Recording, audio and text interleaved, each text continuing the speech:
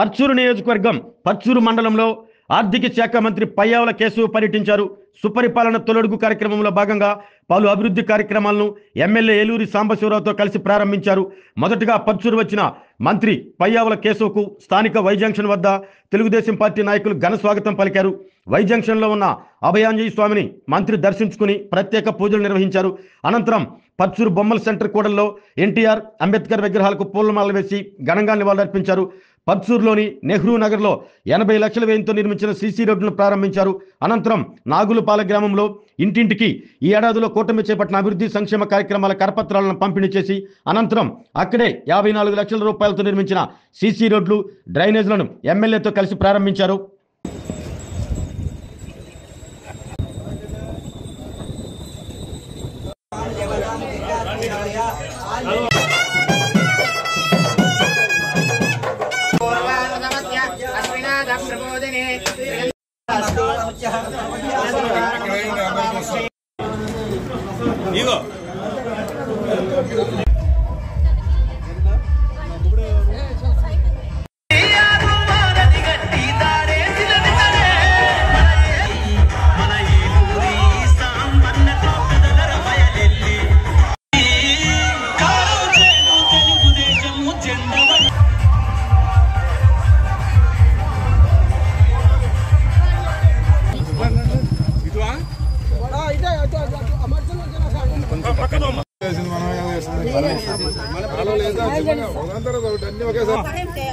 మాకు పింఛన్ కూడా రావట్లేదు సార్. మాకు ఇల్లు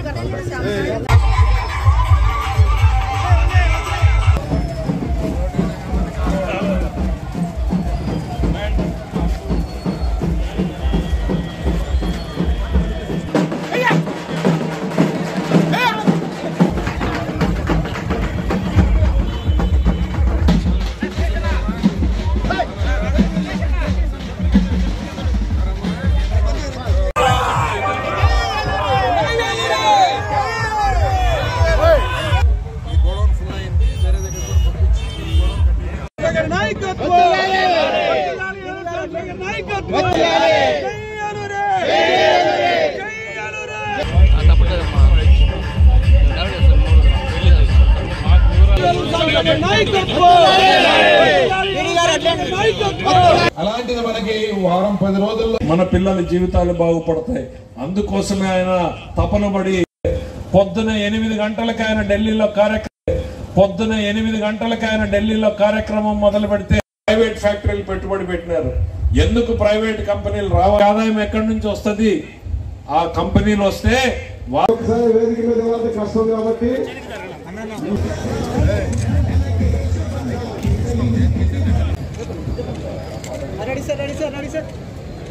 670 రూపాయలు హనుమంతరావు గారు, ఇంకోల మండల టీడీపీ నాయకులందరికీ. చంద్రబాబు నాయుడు ఏమన్నా సొంతం పనుల కోసం తిరుగుతా ఉన్నాడా?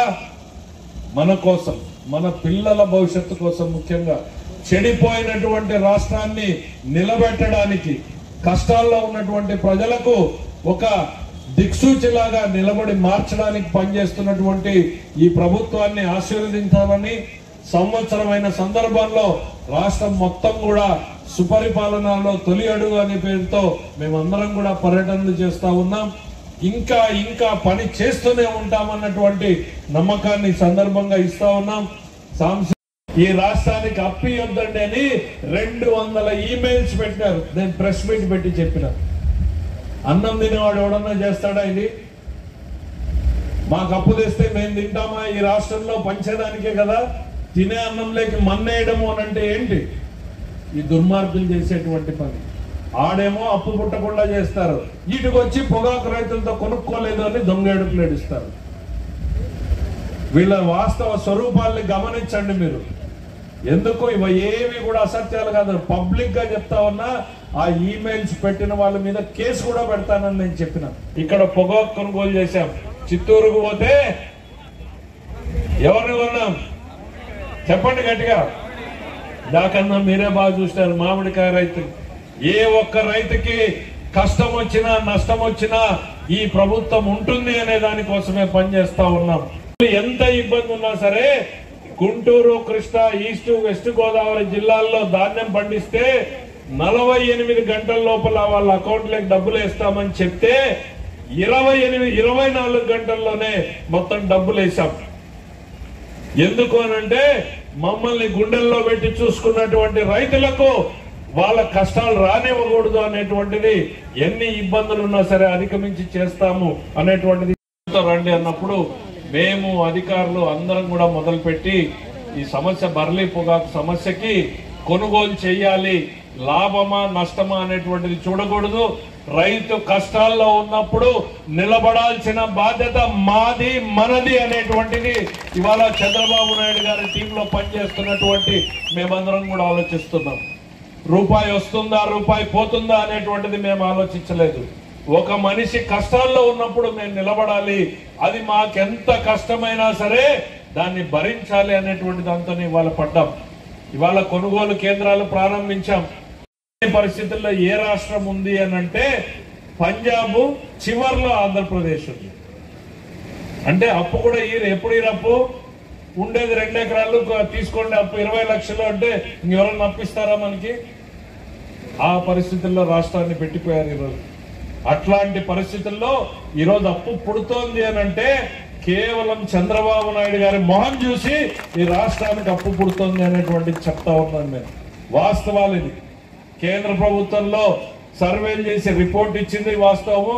ఈ రోజు మనం ఎక్కడన్నా పోయి అడిగితే రూపాయి పుడుతోంది అని అంటే ఆ మహానుభావుడు చంద్రబాబు నాయుడు మీద ఉన్న నమ్మకంతో ఆయన మొహం చూసి ఈరోజు అప్పు పుడతా ఉంది అనేటువంటిది చెప్తా ఉన్నాం. మా అక్క చెల్లెళ్ళకి చంద్రబాబు నాయుడు గారు చెప్పిండే పెన్షన్ ఎట్లియల్లా అని, తల్లికి వందనంలో చదువుకునే పిల్లలకి ఎట్లియల్లా అని. మీకు 1వ తారీఖు వస్తే నిద్ర రాదు, నాకు వారము నిద్ర రాకుండా అయిపోయింది తల్లి. జగన్మోహన్ రెడ్డి గారి పుణ్యమా అని, రాష్ట్రాన్ని సర్వనాశనం చేసిపోయిన పుణ్యమని, ఆ మహానుభావుడు పుణ్యమని వారము ఏదన్నా నిద్ర పడితే ఒక శనివారం పడుతుందమ్మా, రేపు ఆదివారం ఎవరు అడగరలేను నన్ను నేను, అంతే. బ్యాంకులు లేవు, ఎవరు అడగరు నన్ను నేను, అంత తప్ప ఇంక నిద్ర వచ్చే పరిస్థితులే లేవు. ఇంతటి దయనీయమైన పరిస్థితుల్లో రాష్ట్రాన్ని పెట్టాడు.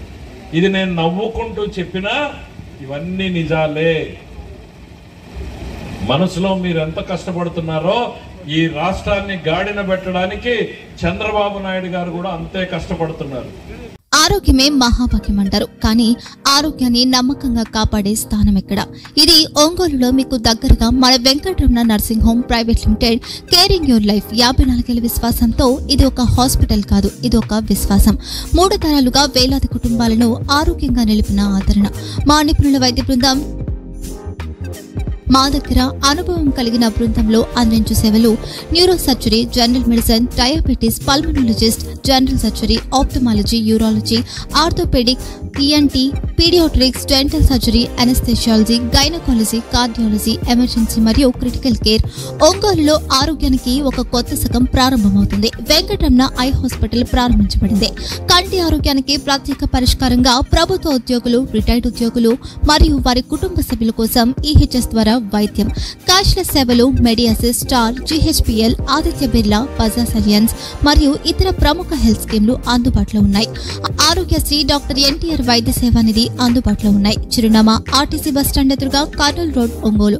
Phone number 08592282623, cell number 9100679099, eye hospital number 9866484770, website www.venkatramananursinghome.com, Facebook www.facebook.com/pkrnh.